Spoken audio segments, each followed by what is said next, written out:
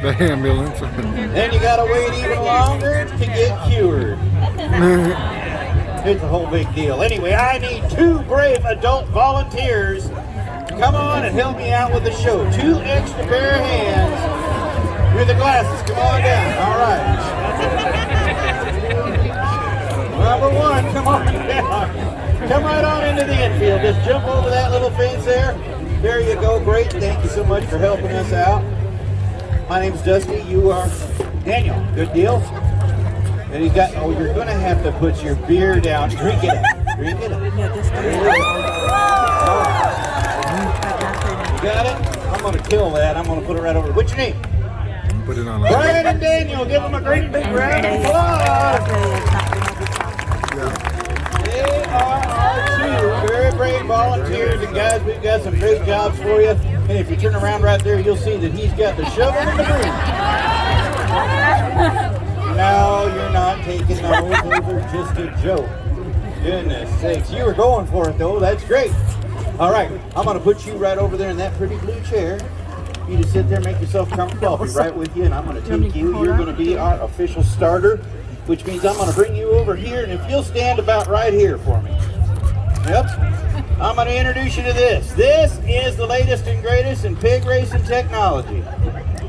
Yeah, you're going to be letting those pigs right out on the track. You're going to be front and center on all the action. All you got to do is take your left hand, you put it on this pin right here. Right hand goes on the handle. Nowhere else but on the handle or you'll get your fingers pinched, and we don't want that. So when you get the go signal, you pull that pin up, you swing those gates open to 90 degrees, just like that. Okay? Now you'll notice I can swing them further, but if I do that, I'm going to shoot those pigs right out there into the front row. Not a good idea. So you want to keep it nice and straight so they hit the track, and once they do, you just close the gate, put the pin back, and give it one last check to make sure it's locked. You think you got it?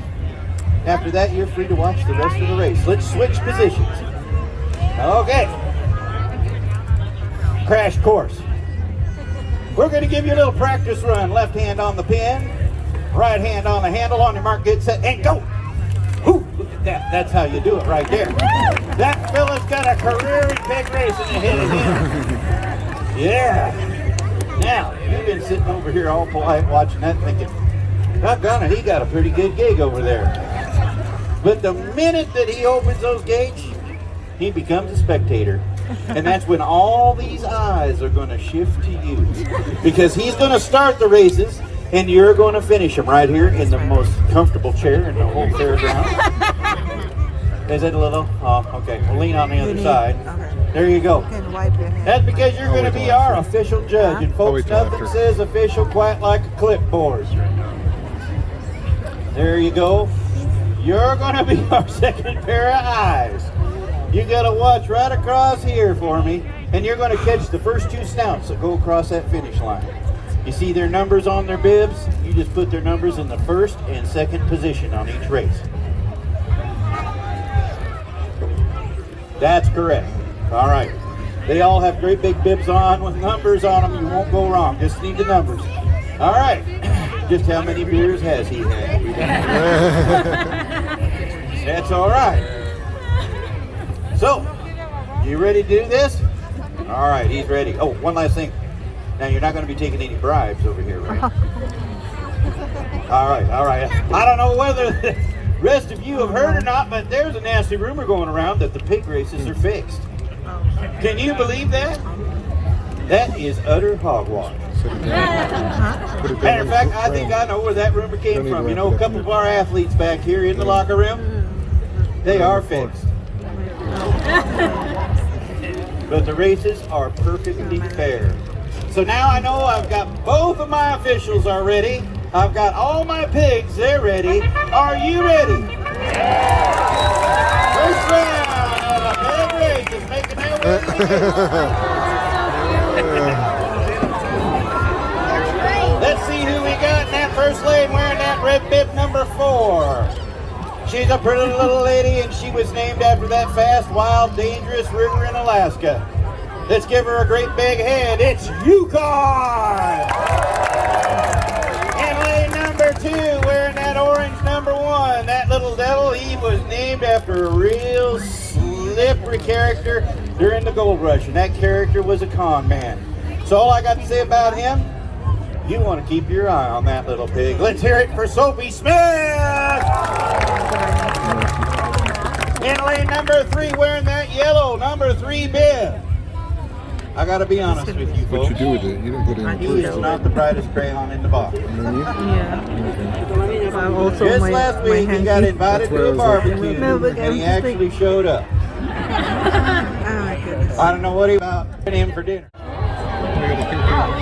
All right, let's see what we got going on over here. While they're getting settled in, I want to tell you a little bit about the athletes. They are all the same breed. They are a rare and special breed called Gloucestershire Old Spots. They were developed about 400 years ago in Gloucester County, England. By the 18th century, they made their way up to North America.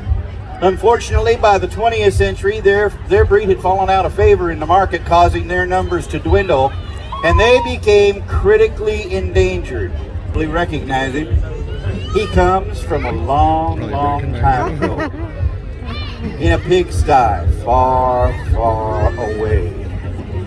You know who it is? Luke Skyporker!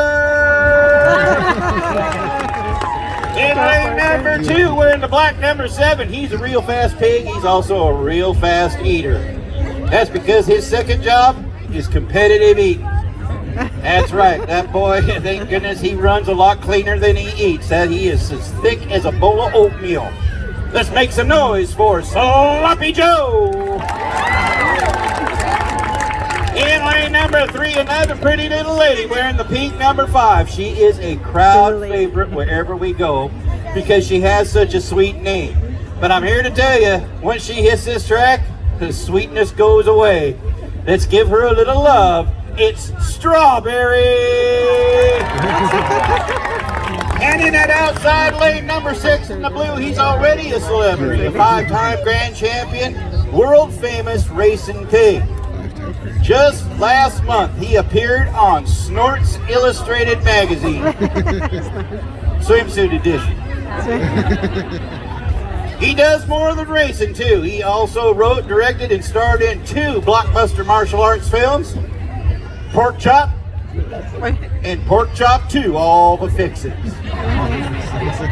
Let's give him a great big round of applause. The most interesting pig in the whole world, it's Bob!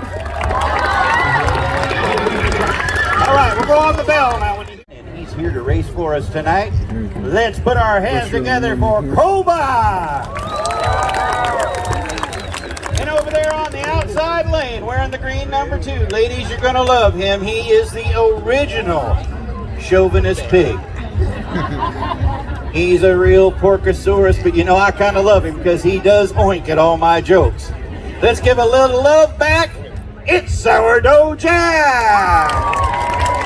All right, looks like the first round's raring to go. We'll go on my call, all right? On your mark, get set, go! Let them out of there. Here they go. Oh my goodness. It is Sophie Smith.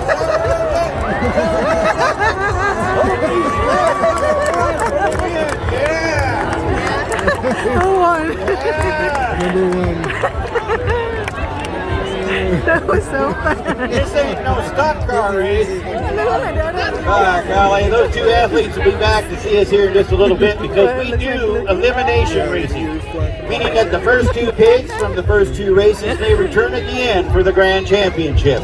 You want to stick around for that grand championship, we're going to divide everybody up into 4 sections, give everybody a champion, and then we'll pick some rooting section leaders to cheer those pigs on. Right now, it's important you just pay attention and figure out who you're going to root for in that final race. Now, before I bring out that second round, a little something I got to tell you. A few of these athletes expressed to me that they are not especially happy about this flat track. They think it's too easy. In their own words, they said it's a complete bore. So, we thought we'd kick it up a notch with these. Our little bitty custom made piggy herders. Oh yeah. Well, you don't seem too impressed. It's all right. It's all right. right. We get it everywhere we go. When we put those hurdles out, everybody just kind of wonders. And I know exactly what you're thinking. You're looking down here at these two hurdles and you're going, those are not regulation size. And you know what? I can assure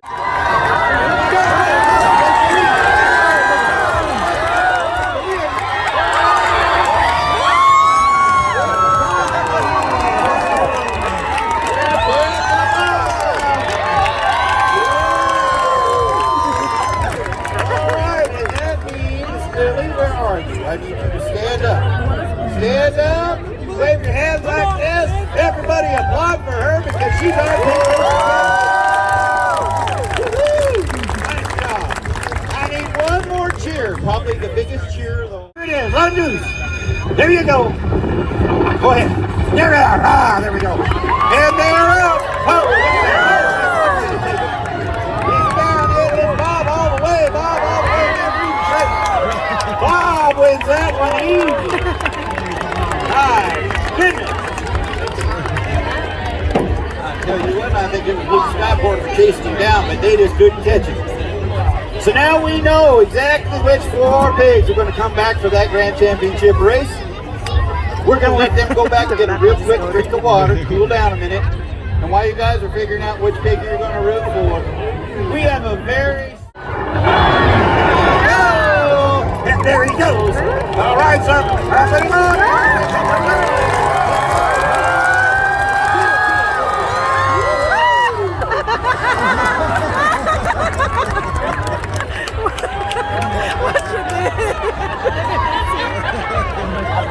Was it like cheating? I did not see. What did you do? He went through the gate. He lifted up. What the heck is that? I think I just got bamboozled by Sophie Smith. I guess that's what you get when you name a little pig after a pond man. Goodness sakes. Well, we still love him though. Let's give him one more little round of applause. Sophie Smith, one real smart pig. Okay, it's going to be that time.